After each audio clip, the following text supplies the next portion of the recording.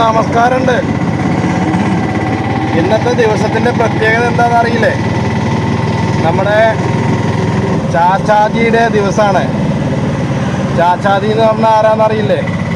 നമ്മുടെ ജവഹർലാൽ നെഹ്റു. എനിക്കത് പറയാൻ കിട്ടില്ല കേട്ടോ. അറിയോ,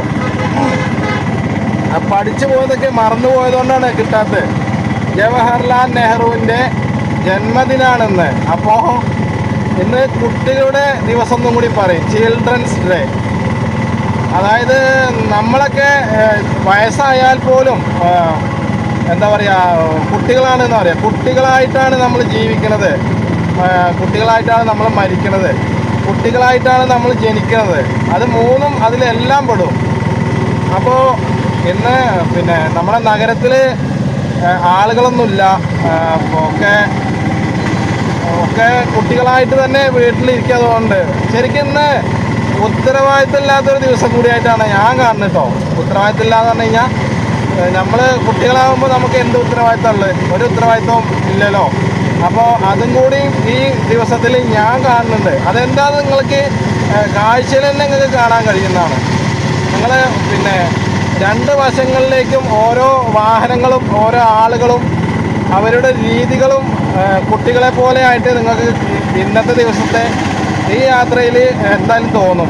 അത് ഞാനൊന്നും പ്രിപ്പയറിങ് ചെയ്തിട്ടില്ല. അതായത് ഇതൊന്നും പ്ലാനിങ് ഞാൻ ചെയ്തിട്ടില്ല. നിങ്ങൾക്ക് കണ്ടാൽ മനസ്സിലാവും. അപ്പോൾ എന്തായാലും മുഴുവനായിട്ട് കാണണം.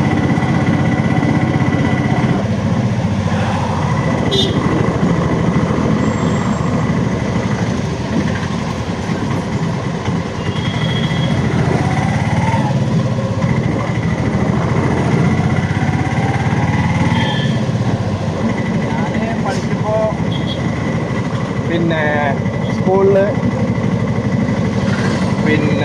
അവിലും അതേ നമ്മൾ ഗാന്ധി ജയന്തിക്ക് ഉണ്ടാക്കുന്ന പരിപാടിയില്ലേ, അവിലും വെല്ലമൊക്കെ പാടെ കുഴച്ചിട്ട് കട്ടൻ കാപ്പി ഉണ്ടാവും, ചുക്ക് കാപ്പിയാവും അധികം. അന്നും ഇതേമാതിരി തന്നെ. അന്ന് പരിപാടികളൊന്നും ഉണ്ടായിരുന്നില്ല കാര്യമായിട്ടോ. ചെറുതായിട്ട് കുട്ടികളെ ഡാൻസ് കാര്യങ്ങളൊക്കെ ഉണ്ട്, ഇല്ലാന്നല്ല. ഇന്നാണ് ഇപ്പം അതിന് കൂടുതൽ പ്രാധാന്യം കൊടുക്കുന്നത്. അന്ന് പറഞ്ഞു കഴിഞ്ഞാൽ നല്ല ഉടുപ്പുകൾ ഇട്ട് വരിക, കുട്ടികളെ പോലെ സംസാരിക്കുക. അന്നാണ് ശരിക്കും കുട്ടിത്തം എന്ന് പറഞ്ഞത്. കുട്ടിത്തം മാറാത്ത ജീവിതം എന്ന് പറയില്ലേ.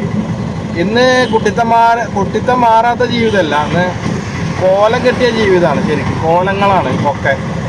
അവർ മാതാപിതാക്കൾ ഒക്കെ ഇപ്പോഴത്തെ ന്യൂ ജനറേഷൻ ആവുകൊണ്ട് അവർക്ക് അവരുടേതായ ആ കുട്ടിത്തത്തിലേക്ക് അവർക്ക് പോകാൻ കഴിയുന്നില്ല. കാരണം രാവിലെ വൈകിട്ട് കുട്ടികളെ ഉറക്കുക, നേരത്തെ എണീറ്റിട്ട് ഞാൻ ഈ സ്കൂൾ ബസ്സിലും ഈ സ്കൂൾ വാഹനങ്ങളിലൊക്കെ കുട്ടികളെ കൊണ്ടുപോകുമ്പോൾ രാവിലെ കാണാൻ കുട്ടികൾ കിടന്നിങ്ങനെ ഉറങ്ങണു. അത് എന്താ വെച്ച് കഴിഞ്ഞാൽ ഈ അച്ഛനും അമ്മമാരും തെറ്റന്നെയാണ്. കാരണം അവർക്ക് അവരുടേതായ കുട്ടികൾക്കായിട്ടൊരു ഒരു രീതിയുണ്ട്. നിങ്ങൾ ആ തലത്തിലേക്ക് വിടണം. ഇപ്പോൾ കൂടുതലും മൊബൈൽ ഫോണും ലാപ്ടോപ്പും കമ്പ്യൂട്ടറൊക്കെ അല്ലേ കുട്ടികൾക്ക്.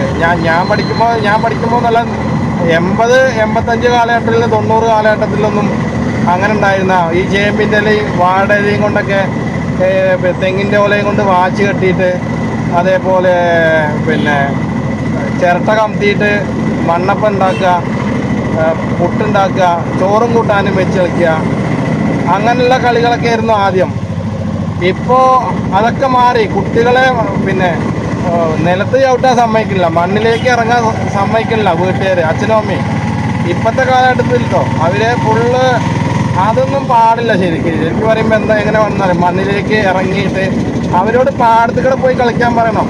എത്ര വലിയ അത് പണക്കാരാണെങ്കിലും പാവപ്പെട്ടവരാണല്ലോ. പക്ഷെ പാവപ്പെട്ടവരൊക്കെ നല്ല രീതിയിൽ കുട്ടികളെ പോലെ പെരുമാറാനും കുട്ടികളെ പോലെ കളിക്കാനും ഇതൊക്കെ അവർക്ക് അറിയാം. പണക്കാരുടെ കാര്യം ഞാൻ പ്രത്യേകം എടുത്ത് പറയുന്നു കേട്ടോ. കാരണം അവർ എ സിന്ന് എ സിക്ക് അങ്ങനെ പോകുന്ന ആൾക്കാരാണ്. പക്ഷേ എ സിയുടെ ഇത് നിങ്ങൾക്ക് അറിയില്ല ശരിക്കും. കാരണം അത് ഭയങ്കര ഡേഞ്ചറാണ്. ഭയങ്കര ഡേഞ്ചറുള്ള കാര്യം കൂടിയാണ്. അപ്പോൾ ഈ കാറിൽ തന്നെ ഇപ്പോൾ ആ ഡ്രൈവർ എ സി ഇട്ടിരിക്കുക. അപ്പോൾ എ സിന്ന് പറഞ്ഞു കഴിഞ്ഞാൽ നമ്മുടെ ശരീരത്തിൽ ഒരുപാട് പ്രശ്നങ്ങൾ ഉണ്ടാക്കുന്ന സംഭവം. അപ്പോൾ അതും കൂടി നമ്മൾ ഇപ്പോൾ എനിക്കിപ്പോൾ എ സിയിലിരിക്കാൻ അറിയാണ്ടല്ല. നമുക്കിപ്പോൾ എ സിയിലിരിക്കുകയാണെങ്കിൽ സുഖമുള്ള കാര്യമാണ്. സുഖത്തിന് വേണ്ടല്ല AC വാങ്ങണം, കാറ് വാങ്ങണം. പക്ഷെ അതൊന്നും ശാശ്വതമായ പരിഹാരമല്ല. അസുഖങ്ങൾ കൂടി വരുള്ളൂ. നിങ്ങൾ സാധാരണ വെയിൽ കൊള്ളുക, വെയിൽ കാറിൻ്റെ ഗ്ലാസ് താത്തിയിട്ട് പോവുക. അപ്പോൾ നിങ്ങൾക്ക് ഏകദേശം ഒരു ശരീരത്തിനും മനസ്സിനൊരു സുഖം ഉണ്ടാവും. ഇത് ഹൈ ടെൻഷനാണ് നിങ്ങൾക്ക് ഉണ്ടാവുക. അതും കൂടി ഉണ്ട്. കുട്ടികളുടെ കാര്യം പറഞ്ഞ് മാറിപ്പോയില്ലേ, ശരിയാക്കി തരാം.